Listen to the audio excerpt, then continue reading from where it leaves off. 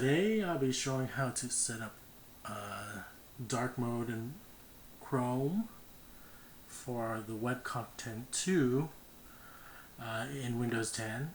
So the first thing you want to do is you want to set Windows 10 for dark mode. So on the bottom left, click the start icon and type settings. And you want to go to personalization over here. You can type in find settings personalization. But that didn't work too well. I'm just going to click on it. And then look for colors.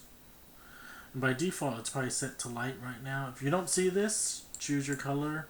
If you don't see this option, you might need to update your Windows settings. But over here you have the option to turn it into sort of like a dark mode, and you'll see that the nav bars on both my Chrome and Firefox turn to black, as well as inside my settings turns to black. So it's very close to dark mode in Chrome now. I'll minimize this, and here's Chrome here on the left.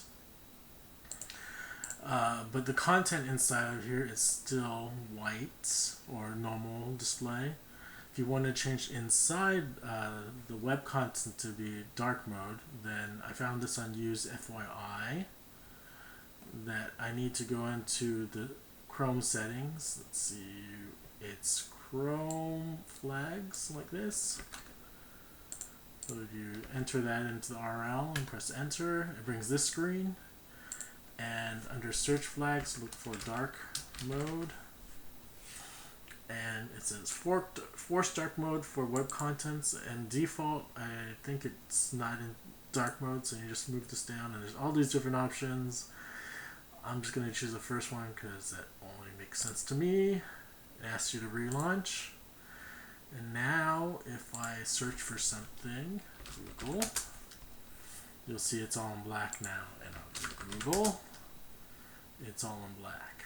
And so that's how you would set it up. I think similarly, if you want to set up on your phone or different platforms, you could also do it by doing the Chrome ://flags / I don't know, and look for dark mode.